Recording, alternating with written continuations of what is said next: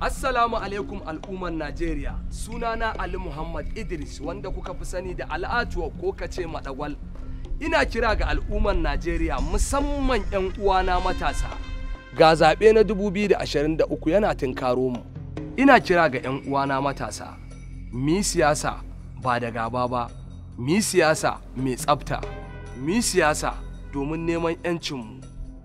Mi siyasa domin neman shugabanni waɗanda za su taimake mu, su taimaki iliminmu, su taimaki lafiyarmu, sannan a inganta kasuwancinmu. Mi siyasa kada mu sa bambancin addini ko kuma ƙabila. Mi siyasa mai tsafta domin akwai rayuwa bayan siyasa.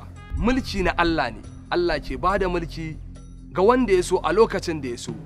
Kada mu soki ra'ayin kowa domin ita siyasa ra'ayi ce, da musulmi da kirista duka Najeriya tasu ci. 'Yan siyasanmu 'ya'yansu suna can suna karatu, suna samun kulawa mai kyau, sannan suna a tsare. Mu talakawa mu abin zai je ya dawo mawa. Don haka ina kira ga al'ummar Najeriya mu yi ƙoƙari mu yi siyasa mai tsafta, mu kuma zaɓi jajirtattu waɗanda suka cancanta.